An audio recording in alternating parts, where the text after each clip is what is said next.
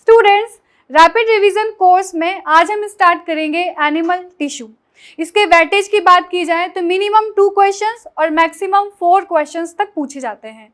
लेकिन ये चैप्टर आपके पूरे जूलॉजी का बेस है। अगर ये चैप्टर आपको बहुत अच्छे से समझ में आ जाता है तो बाकी के चैप्टर भी आसानी से समझ में आ जाएंगे। तो चलिए स्टार्ट करते हैं। स्टार्टिंग में यहाँ पर ऑर्गेनाइजेशन के बारे में दिया हुआ है कि किसी भी ऑर्गेनिज्म का निर्माण कैसे होता है। शुरुआत होती है कोशिका से, कोशिकाएं मिलकर ऊतक बनाती हैं, ऊतक मिलकर अंग बनाते हैं और अंग मिलकर अंग तंत्र और फिर शरीर का निर्माण होता है। कोशिकाएं क्या है? कोशिका किसी भी सजीव की संरचनात्मक एवं क्रियात्मक इकाई है और जब ये कोशिकाएं मिल जाती हैं तो ऊतक का निर्माण करती हैं। तो कोशिकाएं मिलती हैं लेकिन कोशिकाओं के अन्य पदार्थ भी यहाँ पर साथ होते हैं और उन सबको मिलाकर हम ऊतक कहते हैं। देखिए, जब मैं बात कर रही हूँ कि कोशिकाओं का समूह, तो ये कोशिकाओं का समूह है और कोशिकाओं के बीच बीच में मैट्रिक्स पाया जाता है। ये मैट्रिक्स पाया जाता है और ये मैट्रिक्स 2 प्रकार का है। एक कोशिका के अंदर पाया जाने वाला मैट्रिक्स और कोशिका के बाहर पाया जाने वाला मैट्रिक्स।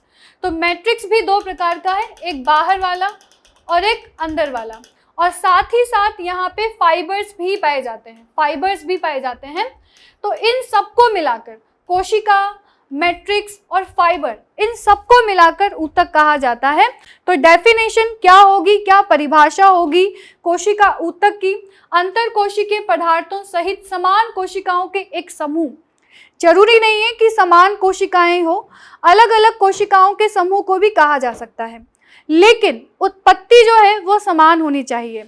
ठीक है, तो एक विशेष कार्य करता है कोशिकाओं के एक ऐसे संगठन को ऊतक कहते हैं और फिर ये ऊतक मिलके अंग का निर्माण करती हैं और फिर अंग से अंग तंत्र। इसको एक बार समझ भी लेते हैं। जैसे कि हम बात करें हमारे शरीर की, मनुष्य के शरीर की बात करते हैं, ह्यूमन बॉडी की बात करते हैं। तो ह्यूमन बॉडी में अंग तंत्र क्या है? जैसे कि पाचन तंत्र अंग तंत्र है। पाचन तंत्र, पाचन तंत्र के अंग कौन कौन से हैं? पाचन तंत्र के अंग जैसे कि मुख है, मुख गुहा है, अग्नाशय, यहाँ पे आमाशय, छोटी आंतें, बड़ी आंतें, ये सब के सब पाचन तंत्र के अंग हैं और इन अंगों का निर्माण ऊतकों से मिलके हुआ है।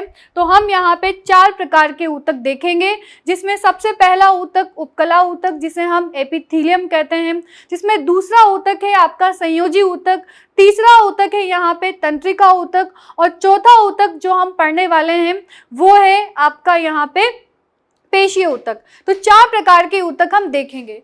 आगे चलते हैं। जंतु ऊतक में ये देखिए यहाँ पे बताया हुआ है, जंतु ऊतक में यहाँ सबसे पहला ऊतक है एपिथेलियम। देखिए, हमारे शरीर का जो पूरा का पूरा आवरण है, शरीर का पूरा आवरण, चाहे अंदर वाला आवरण हो चाहे बाहर वाला आवरण हो, ऐसा आवरण जो कि हमारे शरीर को सुरक्षा प्रदान करता है वो उपकला है। उपकला का मतलब ही है कवरिंग, जो कि हमें सुरक्षा प्रदान करे। जैसे कि त्वचा भी एक कवरिंग है तो ये भी उपकला है। ठीक है, और ये कवरिंग सिर्फ ऊपर ही नहीं है, अंदर भी है। ठीक है, हमारे अंदर भी है, अंगों के अंदर और बाहर दोनों तरफ से कवरिंग की हुई है। तो इसको हम कहते हैं उपकला, एपिथेलियम। फिर एपिथेलियम के बाद में हमारी कोशिकाओं को जोड़ने के लिए, एक कोशिका को दूसरी कोशिका से जोड़ने के लिए, आप देखिए इस उंगली को इस हाथ से जोड़ने के लिए, इसको यहाँ से जोड़ने के लिए, इस बाल को सिर से जोड़ने के लिए क्या चाहिए? संयोजी चाहिए। तो दूसरा ऊतक आता है जोड़ने के लिए, जो कि कनेक्टिव का काम करता है, संयोजन का काम करता है, उसे हम कहते हैं संयोजी ऊतक। तो दूसरा ऊतक है संयोजी ऊतक। ठीक है, आवरण के लिए, सुरक्षा देने के लिए उपकला ऊतक, जोड़ने के लिए संयोजी ऊतक, और संवेदनाओं को ग्रहण करने के लिए, रेस्पॉन्स करने के लिए वो ऊतक है तंत्रिका ऊतक। तो यहाँ पे तीसरा ऊतक है तंत्रिका ऊतक और चौथा ऊतक है पेशीय ऊतक, जो कि गति के लिए होता है। जैसे कि मान लीजिए मेरा हाथ है तो मैं इसको ऊपर कर रही हूँ, नीचे कर रही हूँ, ये किसकी वजह से? पेशियों की वजह से। तो पेशियों की वजह से गमन हो पा रहा है, पेशियों की वजह से मोबिलिटी हो पा रही है। तो 4 प्रकार के ऊतक हम यहाँ पे देखने वाले हैं। इसमें आप देखिए कनेक्टिव टिश्यू, कनेक्टिव टिश्यू है, एपिथेलियम है, तंत्रिका तंत्र है और मसल है। यहाँ पर बताया हुआ है कि इन सबके मिलने से, इन चारों के मिलने से बनता है ऊतक, इन चारों के मिलने से बनता है ऊतक। फिर इन ऊतकों के मिलने से बनता है अंग, अंग के मिलने से बनता है अंग तंत्र और अंग तंत्र के मिलने से बन जाता है ऑर्गेनिज्म। देखिए यहाँ पे ये ऑर्गेनिज्म दिया हुआ है और साथ ही साथ बताया हुआ है कि ऊतकों के अंदर पाया जाता है श्रम विभाजन। हर ऊतक श्रम में विभाजन करता है। इनके पास में इनका जो कार्य है वो निश्चित है।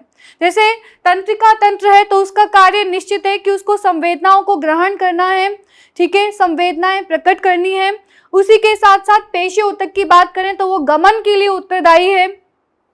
उपकला की बात करें तो ये उपकला ऊतक जो है ये सतह पे पाया जाता है, तो सतह पे होके ये अवशोषण का कार्य भी करता है, उत्सर्जन का कार्य भी करता है, सुरक्षा भी देता है, ये सब इसके कार्य हैं। तो इनमें श्रम का विभाजन पाया जाता है। आगे हम देखें तो यहाँ पे लिखा हुआ है कि अंतर कोशिकीय पदार्थों सहित समान कोशिकाओं के समूह को हम ऊतक कहते हैं।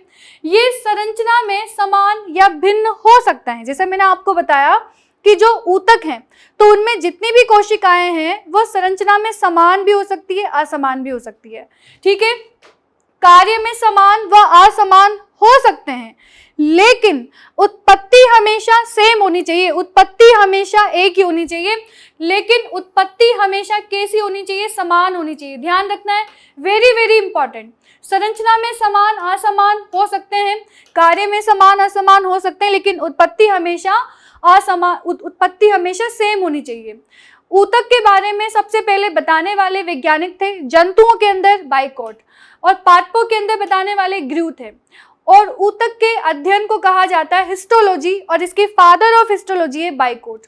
ऊतक के विस्तृत अध्ययन सूक्ष्मदर्शी के द्वारा कहलाता है माइक्रोस्कोपिक एनाटॉमी और इसके फाउंडर थे मार्सेलो मेलपिगी। तो ये छोटी मोटी बातें हैं, अगर आप याद भी नहीं रखोगे तो भी चलेगा। अब हम देखेंगे जंतु ऊतक के प्रकार, जिसमें पहला है उपकला ऊतक, दूसरा है संयोजी ऊतक, तीसरा है पेशीय ऊतक, चौथा है तंत्रिका ऊतक। उपकला ऊतक आवरण का कार्य करता है, संयोजी ऊतक जोड़ने का कार्य करता है, पेशीय ऊतक गमन के लिए है, मोबिलिटी के लिए है, तंत्रिका ऊतक संवेदनाओं के लिए है। अब हम बात करेंगे यहाँ पे उपकला ऊतक की। उपकला ऊतक का कार्य क्या है, आवरण, स्तर का बनाना, और ये सुरक्षा के लिए है। संयोजी ऊतक जोड़ने का, सहारा प्रदान करने का तथा पदार्थों का शरीर में परिवहन करने का कार्य होता है संयोजी ऊतक का। जैसे कि ब्लड जो हमारा रक्त है वो भी संयोजी ऊतक है, हमारी हड्डियां हैं वो भी संयोजी ऊतक है, हमारी उपास्थियां हैं वो भी संयोजी ऊतक है। पेशियों की बात करें तो ये संकुचन शिथिलन के लिए, कॉन्ट्रैक्शन और रिलैक्सेशन के लिए है, जो कि गमन में सहायक है, गमन और चलन में। तंत्रिका ऊतक की बात करें तो ये आवेगों की उत्पत्ति और इनके संवहन में सहायक होती है। इनकी उत्पत्ति बहुत इंपॉर्टेंट है कि इनकी उत्पत्ति ओरिजिन कौन सा है। अगर मैं उपकला ऊतक की बात करूं तो देखिए उपकला ऊतक शरीर में सभी जगह है, जहां पे भी अंग है तो उस अंग को बाहर की तरफ एक प्रोटेक्शन देना, अंदर की तरफ देना, बीच में है तो बीच में भी देना, तो सब जगह उपकला ऊतक मिलेगा। तो उपकला ऊतक का ओरिजिन एक्टोडर्मल भी होता है, मीजो भी होता है, एंडो भी होता है। क्यों होता है? क्योंकि सब जगह है। किसी को सुरक्षा देनी है, किसी को आवरण देना है तो बाहर से भी आवरण दिया जाता है और अंदर से भी दिया जाता है, बाहर से भी अंदर आवरण और अंदर से भी। तो इसीलिए ये एक्टो भी है, मीजो भी है, एंडो भी है। क्लियर हुआ आपको? अब हम बात करें संयोजी ऊतक की, तो संयोजी ऊतक हमेशा मीजोडर्मल है। कुछ एक्सेप्शन है, लेकिन एक्सेप्शन की बात मैं यहाँ पे नहीं कर रही हूँ। संयोजी ऊतक हमेशा मीजोडर्मल है। मीजोडर्मल क्यों है? क्योंकि ये बीच में पाया जा रहा है, क्योंकि जोड़ने का काम कर रहा है। तो जो दो चीजों को जोड़ने का काम कर रहा है और जो बीच में पाया जा रहा है तो वो हमेशा कैसा होगा? मीजोडर्मल। इसकी बात करें पेशीय ऊतक, तो पेशीय ऊतक भी मीजोडर्मल है। और तंत्रिका ऊतक की बात करें तो हमेशा तंत्रिका ऊतक एक्टोडर्मल है। और एक और मैं आपको बात बता दूं कि तंत्रिका से संबंधित कोई सी भी चीज है वो हमेशा आपको ध्यान रखना है एक्टोडर्मल ही है। क्या है? एक्टोडर्मल। आगे चलते हैं, शुरुआत करेंगे उपकला ऊतक से। उपकला ऊतक भ्रूणीय परिवर्धन के दौरान उपकला ऊतक सबसे पहले बनता है। जब भ्रूण का विकास होता है तो भ्रूण के विकास में सबसे पहले जो ऊतक बनता है वो है उपकला ऊतक, और ये उपकला ऊतक सुरक्षा देने का कार्य करता है, ये प्रोटेक्शन देने का कार्य करता है। इस ऊतक में पुनरुद्भवन की क्षमता सबसे ज्यादा पाई जाती है। सबसे ज्यादा पाई जाती है कैसे? जैसे देखिए हमारी ये माउथ है, हमारा मुंह है, तो इस माउथ की जो पूरी की पूरी कैविटी है, ये माउथ कैविटी मुख गुहा उपकला ऊतक के द्वारा आवृत है। अब कभी कभी आपको पता होगा कि जैसे हम कोई गर्म चीज खा लेते हैं तो माउथ बर्न हो जाता है, ये आपको ही पता है। जैसे आपने गरम गरम पराठा खा लिया तो आपका माउथ बर्न हो जाता है, लेकिन 10-5 मिनट बाद ही आपको लगता है कि सब कुछ ओके है। इसका मतलब कि जो कोशिकाएं यहाँ पे अधिक तापमान की वजह से डैमेज हो गई थी, उन्होंने वापस क्या कर लिया? पुनरुद्भवन कर लिया। तो पुनरुद्भवन की क्षमता उपकला ऊतक में ज्यादा होती है। उसी तरह से सामान्य दिनों में हम गुजरते हुए या कैसे भी हमारे खरोंच लग जाती है, चोट लग जाती है, तो भी उपकला ऊतक क्षतिग्रस्त हो जाती है, लेकिन फिर भी ये रीजनरेट आसानी से हो जाती है। इसी तरह ये हमेशा संयोजी ऊतक पर वृद्धि करती है। हमेशा आपको ध्यान रखना है, हमेशा ये फैक्ट है कि हमेशा उपकला के नीचे संयोजी होगा, उपकला ऊतक के नीचे हमेशा क्या होगा? संयोजी होगा, क्योंकि संयोजी का काम क्या है? जोड़ना, और उपकला को जोड़ना है। मान लीजिए उपकला को तंत्रिका तंत्र से जोड़ना है, तो बीच में क्या होगा? संयोजी। इस तरह से जैसे ये उपकला है, ये उपकला है, और फिर यहाँ पे आपका है तंत्रिका, तो इसके बीच में क्या होगा? संयोजी, जो कि जोड़ने का काम करेगा। तो ये हमेशा बीच में होता है, और ये संयोजी ऊतक के ऊपर हमेशा होता है। या फिर आप ये ध्यान रखिए कि उपकला ऊतक के नीचे हमेशा संयोजी होगा। वेरी वेरी इंपॉर्टेंट है। एपी का मतलब है अपोन, थीलिया का मतलब है ग्रो। कोशिकाएं एक दूसरे से सटी हुई होती है, कोशिकाएं बहुत पास पास होती है, उपकला ऊतक की बहुत पास पास होती है। इनमें अंतर कोशिकीय स्थान या तो होता ही नहीं है, या होता है तो बहुत कम होता है, और इनमें मैट्रिक्स दृढ़ता पूर्वक जुड़ी रहती है। आधात्री के द्वारा ये दृढ़ता पूर्वक जुड़ी होती है। तो देखिए यहाँ पे समझिए, ये उपकला ऊतक की कोशिकाएं हैं। तो जो उपकला ऊतक की कोशिकाएं बहुत पास पास होती, बहुत पास पास देखिए, और इनके अंदर जो इंटरसेलुलर स्पेस है वो बहुत कम होता है, लेकिन इनके पास में जो मैट्रिक्स होता है वो ज्यादा होता है। इनके अंदर जो मैट्रिक्स होता है, इन कोशिकाओं के अंदर जो आधात्री होती है उसका अमाउंट यहाँ पे ज्यादा होता है।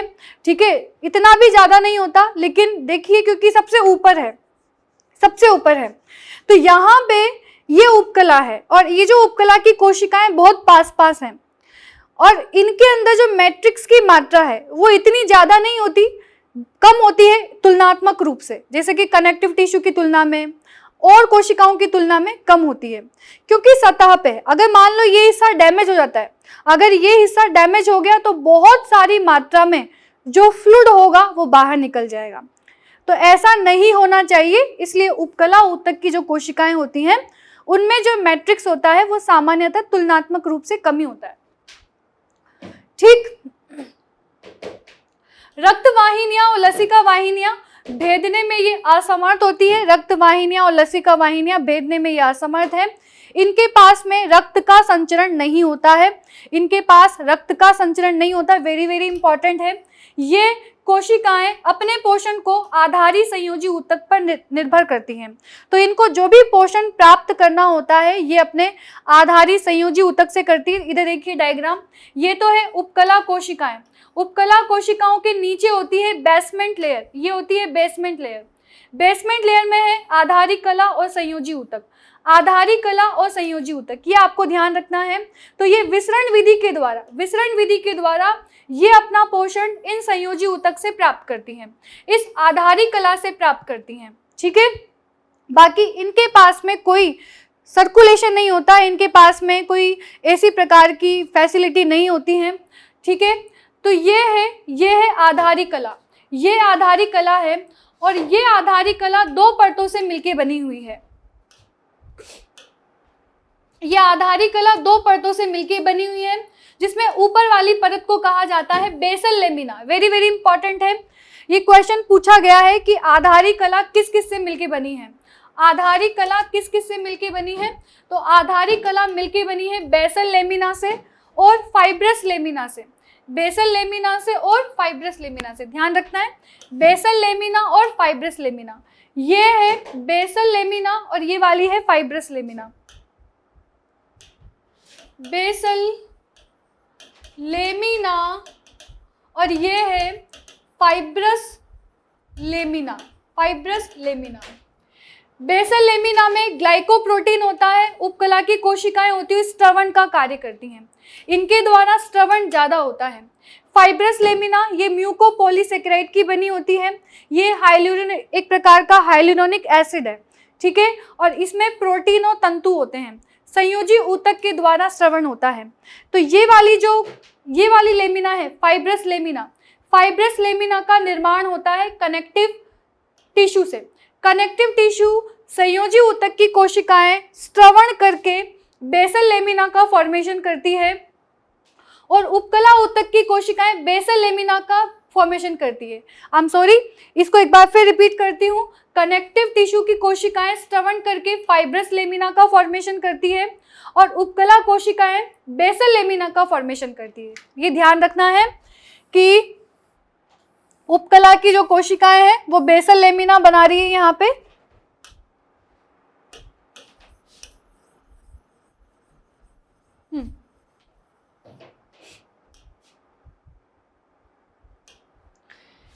तो ये है बेसल लेमिना और ये है फाइब्रस लेमिना।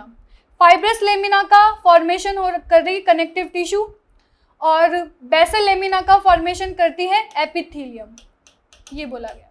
बेसल लेमिना बनी होती है ग्लाइकोप्रोटीन की और फाइब्रस लेमिना बनी होती है म्यूकोपॉलीसेकेराइड जो कि एक प्रकार का हाइलुरोनिक एसिड है। आधारिक कला पतली है, निर्जीव है, अकोशिकीय है, चयनात्मक पारगम्य है। ध्यान रखना है, जो आधारिक कला है ये पतली है, निर्जीव है और अकोशिकीय प्रकार की है। कोशिकाओं का यहाँ पे कोशिकाओं से मिलके नहीं बनी है, ये एक प्रकार के फ्लूइड सिक्रीशन से बनी है और ये फ्लूइड कौन सिक्रीट कर रहा है? उपकला की कोशिकाएं और संयोजी ऊतक की कोशिकाएं। और ये चयनात्मक रूप से पारगम्य होती है। यहाँ पे ये ध्यान रखना है कि आधारिक कला का स्त्रवण उपकला और संयोजी ऊतक के सम्मिलित रूप से होता है, ये मैंने बता दिया आपको, ठीक है। ये कंप्लीट हो गया, अब आगे चलते हैं। उपकला ऊतक। उपकला ऊतक एक मुक्त सतह होती है जो शरीर द्रव और बाहरी आवरण के संपर्क में होती है और इस प्रकार ये आवरण का कार्य करती है। मैं बता चुकी हूँ आपको ये। अंतरकोशिकीय स्थान, ये वेरी वेरी इंपॉर्टेंट है, बहुत ज्यादा इंपॉर्टेंट है, इसमें से क्वेश्चन बन चुके हैं, ठीक है। ये वेरी वेरी इंपॉर्टेंट है, ये आपको ध्यान रखना है, वेरी वेरी इंपॉर्टेंट। अंतरकोशिकीय संधियां जिसे हम कहते हैं जंक्शन, सेलुलर जंक्शन।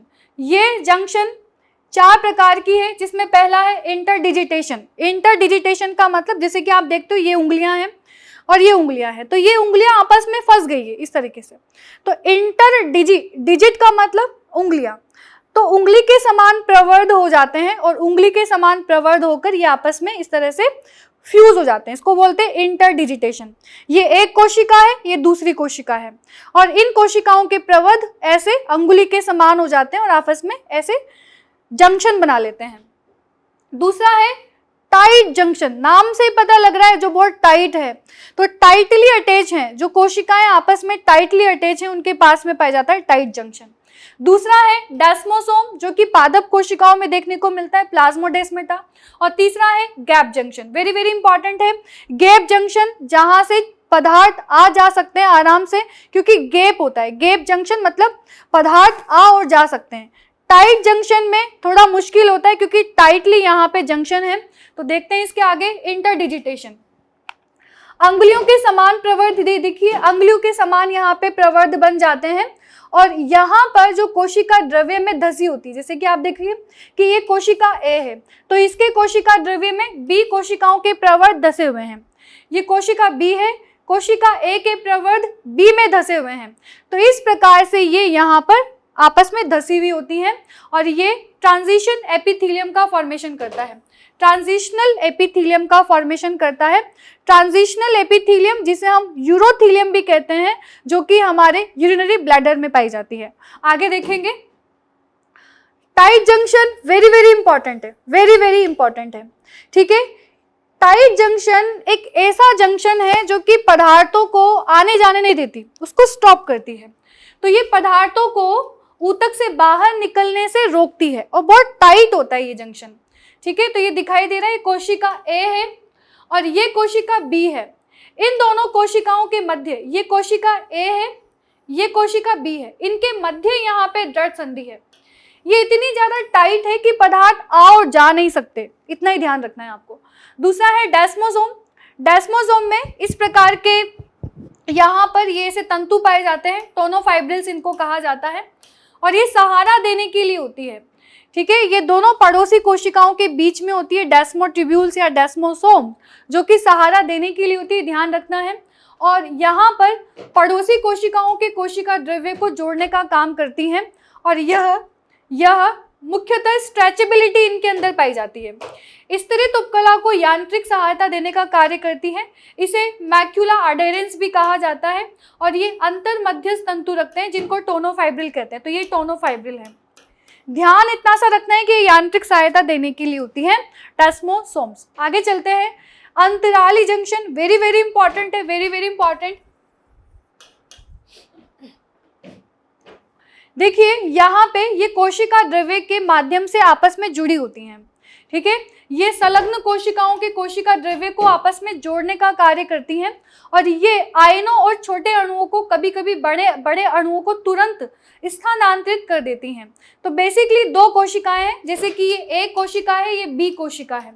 तो इन कोशिकाओं के मध्य है गैप जंक्शन, देख रहे हो आप, ये गैप जंक्शन, इसको बोलते हैं हम गैप जंक्शन अंतराली, जिसमें कि पदार्थ आ जा सकते हैं, तो इसे हम कहेंगे गैप जंक्शन।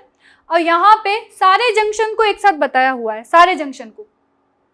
ये है इंटरडिजिटेशन, ये है डेस्मोसोम, ये है जड़ संधि जहाँ से कुछ आ सकता है ना जा सकता है, ये है अंतराली संधि जहाँ पे देखो पाइप बना हुआ है, इस पाइप की सहायता से पदार्थ आ सकते हैं जा सकते हैं, इसको बोलेंगे गैप जंक्शन। और ये है आधारी कला, ये है आधारी कला, बेसमेंट मेम्ब्रेन, जो कि फाइब्रस लेमिना और बेसल लेमिना से मिलके बनी है। आगे चलेंगे, यहाँ पर हम देखेंगे उपकला। तो उपकला में किस प्रकार के प्रवर्ध पाए जाते हैं, प्रवर्ध के आधार पर भी उपकला के प्रकार हो जाते हैं। यहाँ पर देख रहे हो आप, ये अति सूक्ष्म प्रवर्ध, अति सूक्ष्म प्रवर्ध, ये जो अति सूक्ष्म प्रवर्ध होते हैं इन्हें कहते हैं माइक्रोविलाई सूक्ष्मांकुर। बेसिकली ये अवशोषण के लिए होते हैं, ये होते हैं अवशोषण के लिए, एब्जॉर्प्शन के लिए, एब्जॉर्प्शन के लिए। हमारे शरीर में जहाँ जहाँ भी अवशोषण का कार्य हो रहा है, जैसे कि हमारी आहार नाल है ना, आहार नाल में हमारी छोटी आंत, बड़ी आंत, जहाँ पे अवशोषण का कार्य हो रहा है, उसी तरह से हमारी किडनी जहाँ पे एब्जॉर्प्शन चल रहा है, तो जहाँ जहाँ पे भी एब्जॉर्प्शन होता है वहाँ वहाँ पर आपके क्या पाई जाती है, माइक्रोविलाई पाई जाती हैं। तो माइक्रोविलाई बेसिकली एब्जॉर्प्शन के लिए होती है, पदार्थों के परिवहन के लिए भी होती है। तो ये गतिहीन होती है वैसे तो, और ये असंकुचनशील भी होती है। उसी तरह से बात करें सीलिया, तो सीलिया किस लिए होता है, सीलिया भोज्य पदार्थों के परिवहन के लिए, शुक्राणुओं के, अंडाणुओं के, इन प्रकार की युग्मक कोशिकाओं के परिवहन के लिए, ठीक है। तो ये गतिशील होती है, संकुचनशील होती है। उसी तरह से बात करें स्टीरियोसीलिया, इंपॉर्टेंट है स्टीरियोसीलिया। ये स्टीरियोसीलिया गतिहीन है, इसमें कोई गति नहीं होती है, और ये असंकुचनशील है। तो बेसिकली स्टीरियोसीलिया माइक्रोसीलिया के जैसे होता है, माइक्रोविलाई के जैसे। माइक्रोविलाई कहाँ पाया जाता है, जहाँ पे अवशोषण होता है, क्योंकि ये सतह को बढ़ा देता है, सतह के क्षेत्रफल को बढ़ा देता है। सीलिया फ्लैजिला, जहाँ पे गति होती है वहाँ पे सीलिया फ्लैजिला होता है, और जहाँ पे सतह क्षेत्रफल को बढ़ाना होता है वहाँ पे स्टीरियोसीलिया होता है। बहुत आसान सी चीजें हैं, आगे चलेंगे। अब हम बात करेंगे सूक्ष्मांकुर के उदाहरण। सूक्ष्मांकुर जो कि हमने देखे थे माइक्रोविलाई, कहाँ कहाँ पे पाया जाता है माइक्रोविलाई, तो मैंने बताया कि जहाँ पे एब्जॉर्प्शन होता है, तो छोटी आंत, बड़ी आंत, वहाँ पे एब्जॉर्प्शन होता है, तो ये आंत्र की दीवार है, वहाँ पे माइक्रोविलाई पाई जाती है। पित्ताशय में माइक्रोविलाई पाई जाती है। हमारे वृक्क में, समीपस्थ कुंडलित नलिका में माइक्रोविलाई पाई जाती है। इसको आगे भी देखेंगे जब हम यहाँ पे जब हम किडनी पढ़ते हैं एक्सक्रीटरी सिस्टम, तो वहाँ पे पूरा का पूरा नेफ्रॉन की स्ट्रक्चर देखेंगे तो नेफ्रॉन की स्ट्रक्चर में सब पता लग जाएगा आपको। आपने देखा भी होगा कि वहाँ पे उपकला ऊतक पाई जाती है, कौन सी वाली पाई जाती है, सूक्ष्मांकुर वाली, ठीक है, क्यूबाइडल एपिथेलियम पाई जाती है। हाँ, अब हम बात करेंगे पक्षमाप कहाँ होते हैं। तो पक्षमाप जैसे मैंने कहा कि ये गमन के लिए है, परिवहन के लिए, चीज़ों के ट्रांसपोर्टेशन के लिए है। तो जैसे भोजन को लेके जाना है, श्वास को लेके जाना है, तो ट्रेकिया के अंदर होती है, फैलोपियन नलिका के अंदर होती है, एपेंडाइमल ऊतक होता है जिसके अंदर हमारा ब्रेन का जो फ्लूइड होता है ना, तो ब्रेन का जो फ्लूइड होता है उसके लिए, उसका ब्रेन के फ्लूइड के ट्रांसपोर्टेशन के लिए होती है एपेंडाइमल ऊतक। क्लियर? अब हम बात करेंगे दृढ़ पक्षमाप की।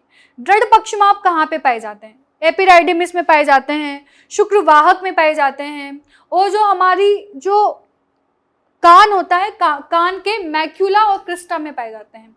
तो दृढ़ पक्षमाप कहाँ कहाँ पे पाए जाते हैं? दृढ़ पक्षमाप सबसे पहले अधिवृषण, ठीक है, एपिडाइडिमिस, फिर उसके बाद में शुक्रवाहक, और तीसरा है मैक्यूला क्रिस्टा जो कि ईयर में होता है। एक बार फिर, दृढ़ पक्षमाप ये कहाँ पे पाए जाते हैं? पहला है शुक्राशय, दूसरा है अधिवृषण, तीसरा है ये मैक्यूला और क्रिस्टा।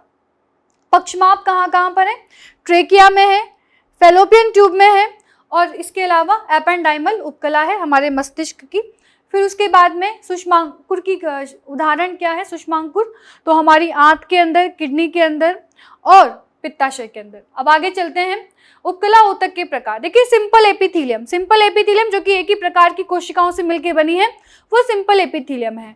कंपाउंड एपिथेलियम, जहां पर उपकला ऊतक की जो कोशिकाएं होती हैं वो एक से ज्यादा परत वाली होती है। तो एक से ज्यादा परत है तो संयुक्त है, केवल एक ही प्रकार की कोशिकाओं की और एक ही परत है तो वो सिंपल है।